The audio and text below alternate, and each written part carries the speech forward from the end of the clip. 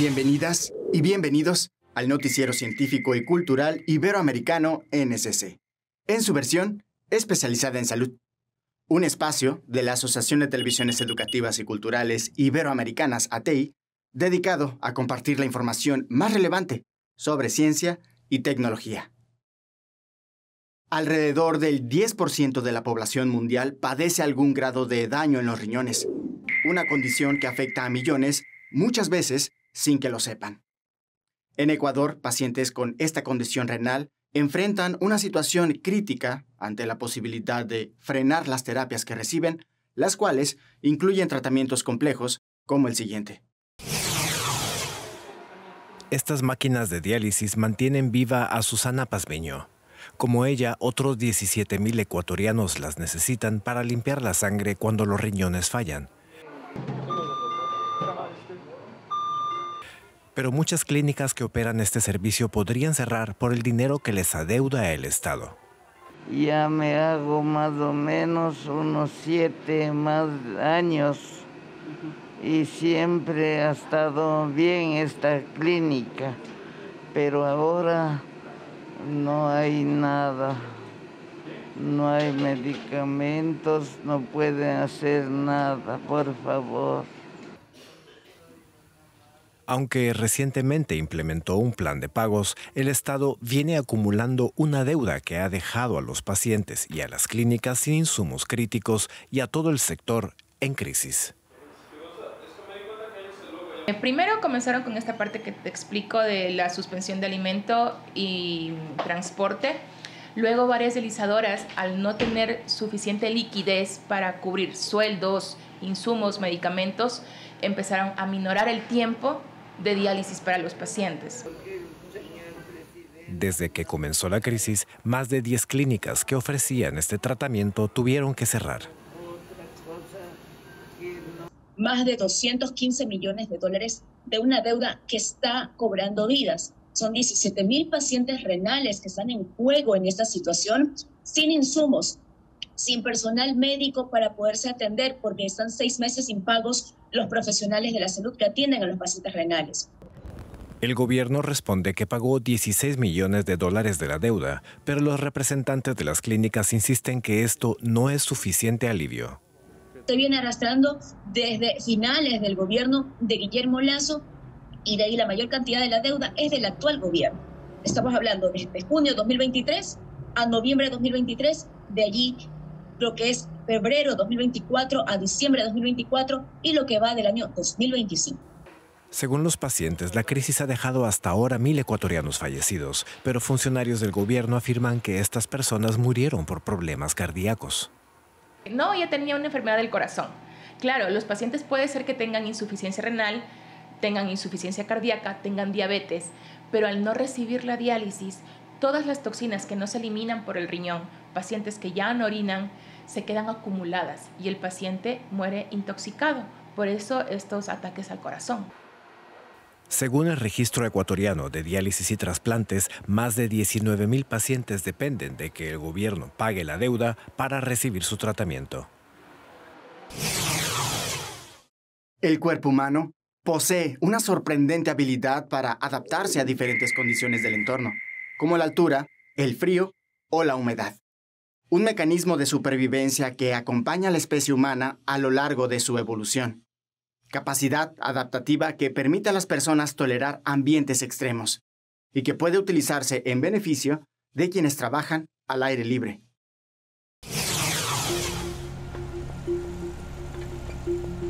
Los trabajadores que realizan tareas manuales en el calor pueden desarrollar tolerancia mediante un proceso de aclimatación. Esta requiere un aumento gradual de la carga de trabajo diaria. El primer día de calor intenso, un trabajador debe realizar el 20% de sus tareas habituales. Luego se añade un 20% más cada día para que el cuerpo se adapte de forma segura a la carga de trabajo completa. Una vez aclimatado, el cuerpo puede mantener una frecuencia cardíaca más baja. Más sangre fluye desde los tejidos profundos hacia la piel. Los vasos sanguíneos de la piel se dilatan y liberan calor al exterior. El cuerpo puede así mantener una temperatura general más baja. También suda más, pero sin perder minerales como el sodio o el potasio que ayudan a la función muscular. Estas adaptaciones no son permanentes. comienzan a disminuir 2 semanas después de finalizar la exposición al calor. Por eso, el proceso de adaptación debe repetirse después de una ausencia prolongada del trabajador. Este procedimiento, junto con otras medidas prácticas, puede proteger a los trabajadores del calentamiento global. A diferencia de otros organismos, los virus pueden cambiar su estructura genética a gran velocidad. Algunos sufren mutaciones que les permiten infectar a nuevas especies, incluyendo a los seres humanos. Aunque la transmisión entre personas no es común, organismos de salud advierten sobre este riesgo de adaptación, que requiere vigilancia constante. El número de brotes de gripe aviar en mamíferos se duplicó en el mundo en 2024.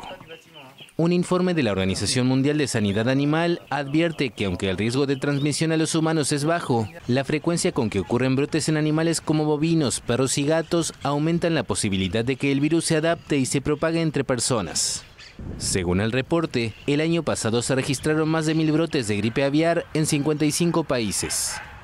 La propagación del virus provocó el sacrificio masivo de aves de corral, el repunte del precio de los huevos y la muerte de varias personas que estuvieron en contacto con animales infectados. El mes pasado, México anunció el primer deceso de una persona a causa de la enfermedad, el de una niña de 3 años. Por su parte, Estados Unidos reportó su primera muerte en enero. El informe estima que más de 630 millones de aves murieron por gripe aviar o tuvieron que ser abatidas en los últimos 20 años. Las aves silvestres también sufrieron pérdidas masivas, cuyo alcance es difícil de calcular. Medir la contaminación se ha vuelto una tarea importante debido a su impacto directo en nuestra salud, además de los efectos negativos que puede provocar en comunidades y ecosistemas enteros. Para abordar este problema, es necesario conocer con precisión qué tan contaminado está un entorno. Respuestas que podrían encontrarse en el siguiente desarrollo tecnológico. 5 universitarios bolivianos crearon un innovador dispositivo que mide la contaminación del agua de una manera precisa y rápida, lo que permite monitorear la calidad del líquido en vertientes, ríos y lagos. Este proyecto, que nació con el fin de proteger la salud pública, ha sido premiado en concursos tecnológicos nacionales e internacionales. Los desarrolladores Ronald Choque, Daniel Escobar, José Félix Sarmiento, Aarón Huanca y Kevin Apaza son estudiantes de Ingeniería de Sistemas del último año de la Universidad Franz Tamayo, Unifrance, de La Paz. Ronald detalló que el proyecto surgió debido a la necesidad de contar con información sobre la calidad del agua.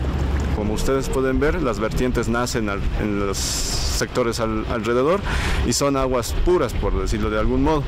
En lo que van transcurriendo debido a tanto al tema social, al tema ambiental, se van contaminando y estas aguas, al ser de vertientes, muchas veces son empleadas. Se emplean tanto para el consumo de algunos animales, para negocios, por ejemplo, de lavado de ropa, de algunos elementos, y eso influye en la salud pública de nuestra ciudad. Tras formar el grupo View Green Tech hace 2 años, han competido en diferentes concursos de tecnología nacionales e internacionales, donde obtuvieron los primeros lugares.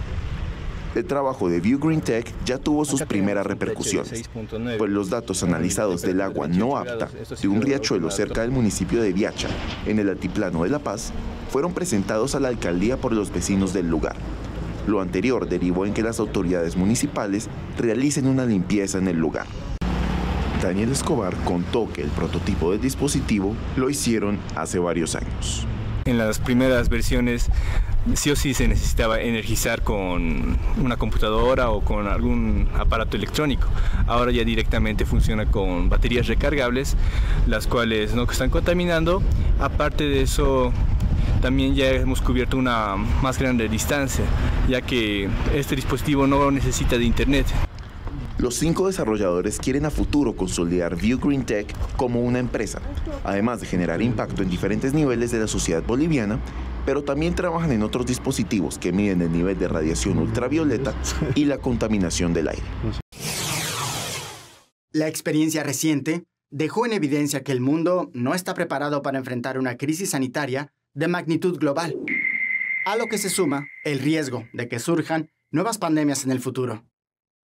Ante esto, una visión oportuna y la unión internacional pueden ser la diferencia entre contener un brote o enfrentar otra pandemia devastadora. Luz verde para un acuerdo internacional sobre la prevención y la cooperación frente a las pandemias. El texto fue adoptado en la reunión anual de los países miembros de la Organización Mundial de la Salud y fija una coordinación global más precoz y eficaz para prevenir, detectar y responder rápidamente a una futura epidemia. Todo ello tras el fracaso de la coordinación colectiva frente a la pandemia de coronavirus hace 5 años, cuando los países en desarrollo se vieron faltos de vacunas acaparadas por los países ricos, así como de material para realizar pruebas y elementos básicos para atender a pacientes como los respiradores. El acuerdo, aprobado por 124 votos a favor y ninguno en contra, busca garantizar un acceso equitativo a los productos sanitarios. En caso de pandemia, cada empresa farmacéutica que acepte participar en el mecanismo tendrá que proporcionar a la OMS acceso rápido a un objetivo del 20% de su producción en tiempo real de vacunas, tratamientos y productos de diagnóstico seguros, de los cuales un mínimo del 10% será donado y el resto tendrá un precio asequible.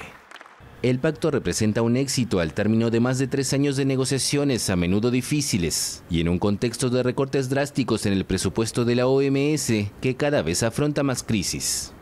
Aunque la retirada de Estados Unidos de la organización decidida por el presidente Donald Trump será efectiva en enero, Washington ya se había desentendido de las negociaciones en los últimos meses y ni siquiera envió delegados a esta asamblea.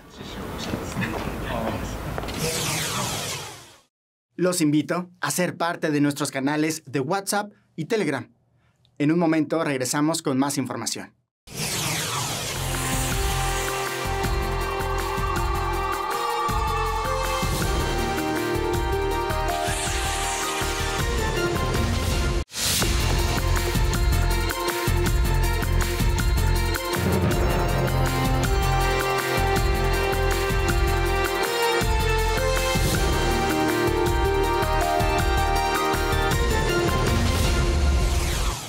El sistema digestivo, además de procesar los alimentos, también alberga una enorme variedad de microorganismos.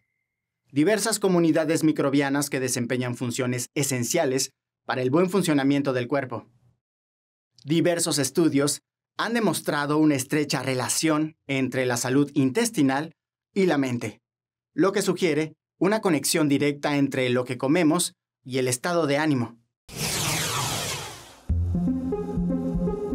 Hace no mucho tiempo, la idea de que millones de bacterias vivieran dentro de nuestro cuerpo parecía algo indeseable. Hoy, sin embargo, la ciencia nos dice todo lo contrario. Necesitamos a estos microorganismos para vivir. Gran parte de estos pequeñísimos seres conforman lo que conocemos como microbiota intestinal. Es un conjunto de bacterias que realizan diferentes actividades dentro del intestino y que ayudan no solamente a la salud intestinal, sino también a otros niveles y de ahí su repercusión en el impacto que tiene para la salud. La microbiota está compuesta de bacterias, virus, hongos y arqueas, y cada vez es mayor la evidencia de que estos diminutos habitantes de nuestro cuerpo cumplen algunas funciones fundamentales. Tienen un papel fundamental en la digestión de los alimentos, en la absorción de los alimentos. Es importante también en el control del sistema inmunológico, o sea, aporta positivamente al fortalecimiento del sistema inmunológico. Aunque parezca sorprendente, la microbiota también se relaciona con el cerebro e influye en nuestra salud mental. Pues favorece muchos procesos de índole o de origen mental, como es el caso de la depresión, como es el caso de la ansiedad. Incluso también hay evidencias acerca de los estados de equilibrio de la microbiota con la mejora en el estado o la estabilidad en el estado de pacientes con enfermedades degenerativas del sistema nervioso central, como es el caso del Alzheimer. Esta influencia se da porque el intestino es capaz de enviar una serie de mensajes químicos, hormonales y nerviosos al cerebro. Por ejemplo, es el responsable de producir al menos el 90% de la serotonina, hormona de la felicidad que necesitamos. También produce otro famoso neurotransmisor denominado GABA, que se encarga de calmar el sistema nervioso. Si la microbiota está desequilibrada, es decir, en disbiosis, puede disminuir la producción de estos químicos, aumentando el riesgo de depresión, ansiedad y otros trastornos. Como vemos, la comunicación que existe en nuestro sistema nervioso y los microorganismos que nos habitan es maravillosa, y aunque sus estudios iniciaron desde 1970, en estos últimos años ha empezado su verdadero auge. Hay una serie de alimentos ricos en fibra, como son las leguminosas, las legumbres, como son los garbanzos, y esto favorece el fortalecimiento de la microbiota. La alimentación balanceada siempre será la mejor manera de mantener nuestra microbiota en buen estado. Recuerde que si cuidamos de nuestras bacterias benéficas, ellas cuidarán de nosotros. Para NSC Salud, Viviana Obando. El sistema respiratorio se encarga de suministrar oxígeno a cada célula, un proceso indispensable para que todos los órganos funcionen correctamente. Cuando ese sistema se ve comprometido, incluso acciones cotidianas pueden convertirse en un gran esfuerzo. En muchos casos, estas dificultades pueden estar relacionadas con otras condiciones de salud que requieren de atención a largo plazo.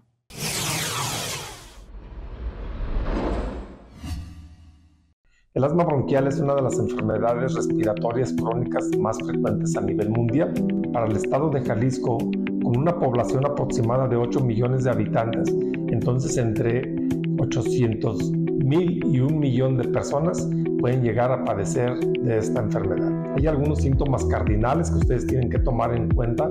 Una tos que es muy característica de las personas con asma, que se presenta en ataques repentinos que se presentan durante la noche, principalmente, que pueden interferir con el sueño. Y algo relevante es de que la tos puede ser precipitada por el ejercicio o hasta por la misma risa. Esta tos frecuentemente se ve acompañada de un ruido extraño en el pecho que se conoce como sibilancia. La sibilancia es un chillido, es un pitido que muchas de las personas nos refieren que sale del interior del pecho. Y un dato también característico, y sobre todo en los jóvenes, es de que reportan que sienten su pecho apretado, sienten como que trajeran una losa encima. Cuando una persona tiene estas características en conjunto, o a veces una sola de ellas, es suficiente para poder establecer el diagnóstico de asma. Pueden hacer un estudio que se conoce como espirometría forzada.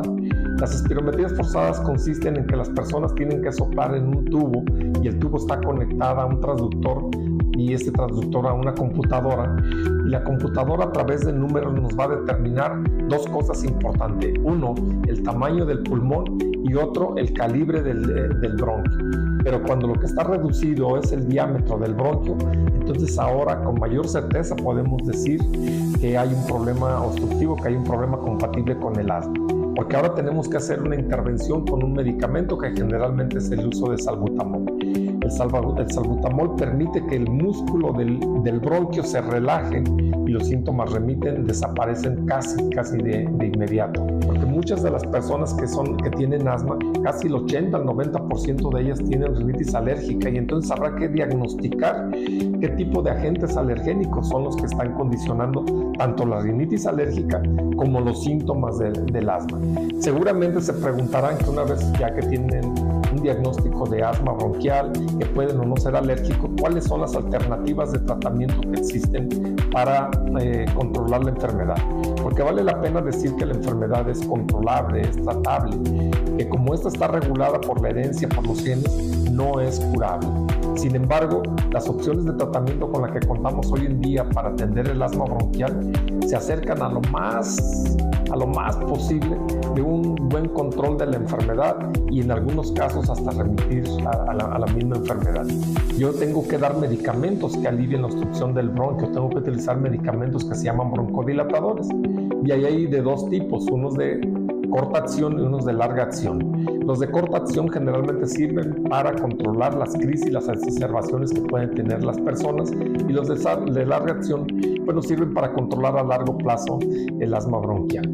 Hoy en día, estas dos alternativas de broncodilatadores siempre tendrían que ir acompañadas del uso de algún antiinflamatorio.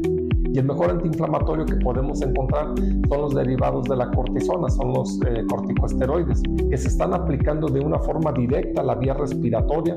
Y medidas preventivas para las enfermedades alérgicas en general, podemos hablar de la lactancia materna, una lactancia materna prolongada, el uso de probióticos, de prebióticos, pueden contribuir a disminuir la posibilidad de desarrollar enfermedades alérgicas, el uso de vitamina D, por mencionar algunas cosas, recomendaciones que pueden ser tomadas en cuenta siempre y cuando sean llevados de la mano de un especialista, no hacer automedicación de estas alternativas para prevenir las enfermedades alérgicas en términos generales.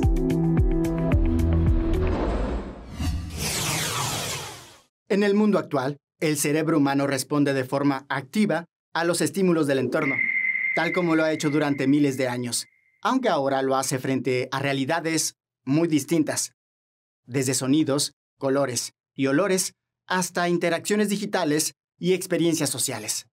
Todos estos estímulos influyen en cómo pensamos y cómo nos sentimos. Hoy les voy a platicar de cómo la información que recibimos en las redes sociales genera dopamina en el cerebro. Tener información es muy importante. Piensen en los hombres prehistóricos. Necesitaban saber dónde estaban los recursos, dónde había agua, materiales de construcción o cuevas, alimentos. O hace 2 décadas, cuando se hicieron estas instalaciones de Universum, pues ¿cómo se sabía que había que venir a este lugar?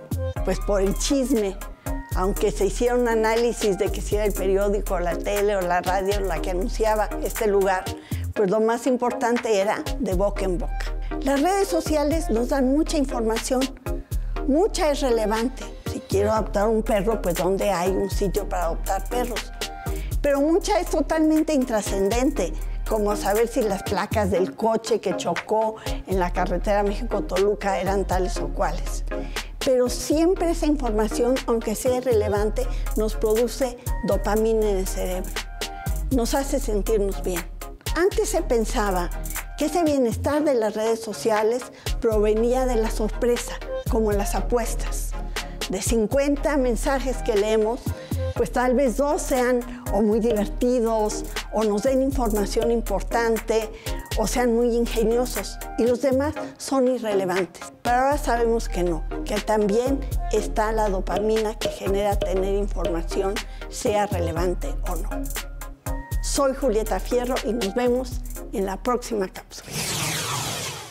Gracias por acompañarnos en el Noticiero Científico y Cultural Iberoamericano NSC, especializado en ciencias médicas y tecnología enfocada en salud. No se pierdan las emisiones de Ciencia, Tecnología y Cultura con Iván Carrillo y Ana Cristina Olvera. Gracias a los socios de ATEI que a través de sus plataformas hacen posible esta transmisión.